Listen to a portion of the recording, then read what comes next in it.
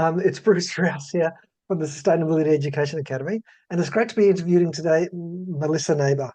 She's the Director of Sky Planning, focused on sustainable and regenerative property developments. She lectures at Sydney University, she's presented on TEDx and other platforms, and as you'll see, really radiates energy. So Mel, it's great to be able to talk to you.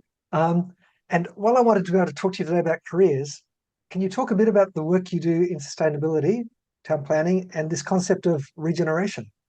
Yes, absolutely. Well, look, we're going to be talking a lot about careers and the work I do. So what I might do first of all is just hone in on this idea of sustainability and regeneration, just as a concept. So there's been a shift happening, or maybe I think the better word would probably be an evolution happening within the environmental movement over the past few years.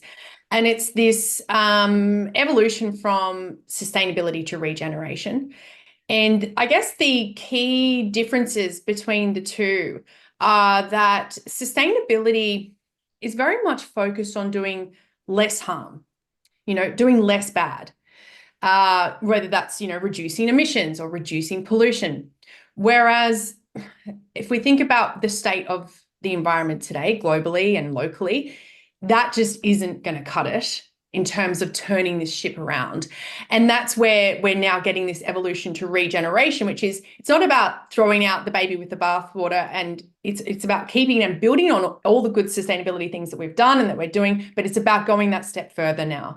And that's about regeneration. And how can we actually take action that isn't just less bad, but actually does help the environment. What did you study, and what were the steps you took to get to where you are now? Interesting. Okay, so I studied a Bachelor of Environmental Planning with honours.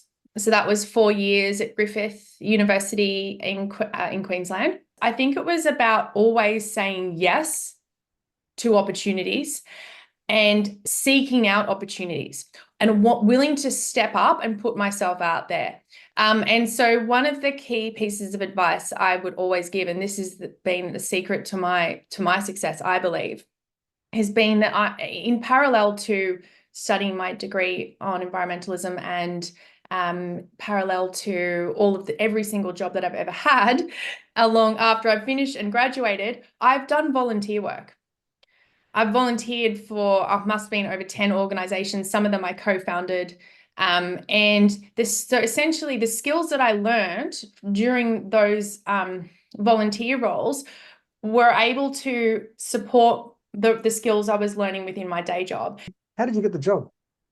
My first paid role was at LJ Hooker, the residential side of the company.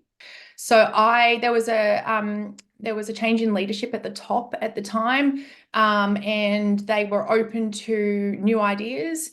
And I was invited to submit a white paper to the board and the leadership team on where I thought LJ Hooker could take advantage of the environmental movement and also make a real difference using the broad network that they had. And so I put that into a white paper, and from there my role was created as National Sustainability Manager. So what were the skills that you had that got you to that point? The key skills I would say would probably be around communication and marketing and positioning, understanding the property market, understanding construction and development and waste systems that come along with that. I'd say they'd be the main ones. If someone came to you who was really confused about where to focus on, what to do, what would your advice be? So my advice would be to figure out, and that would be through talking to people, volunteering, experiencing different work environments or whatever it might be, just exposing yourself to different activities within the movement. And the reason for doing that is to find out what makes your heart tick, what makes your heart light on fire.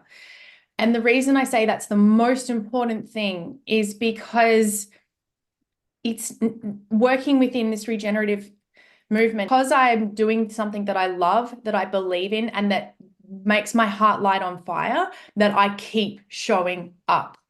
And money is never going to be enough at the end of the day. That will eventually lose its appeal. But if you're doing something that you are totally engaged with and believe in, you will get up every day and you will keep going, and you will feel much more fulfilled with it all as well. So that's what I would say. Find the thing that you love that you want to do every day. How do they go about effectively bringing this passion into their existing job when it's not necessarily in their job description? I would say start with one small thing, one small change in the right direction, and get buy-in. Get buy-in and make that one small thing work. Get a small win and then get another one and get another one. And then you can go to the top. Many people are seeing that the path into a sustainability career is one that involves first getting a degree or a certification. What's your perspective on this? Like any degree, when it comes to actually working in the real world, you're going to learn most of the skills on the job. What you learn at university is not going to be the things that you continue to do or execute in your job. So I would say, look, keep up to date with learning, do online courses, but don't feel like if you haven't got a degree in sustainability that you're not going to be able to have an incredible career in it, because that is not the case. If people want to get in contact with you, I guess you'll be on LinkedIn and stuff like that. So LinkedIn is definitely a great way to get in touch with me. And I welcome that. If I don't get back to you, within a short amount of time, it's only because I'm busy, but I will come back to you. And as I said, I do teach students in this area as well. And so I'm always happy to have a short phone call with anyone who has questions or would like to know more. I'm available.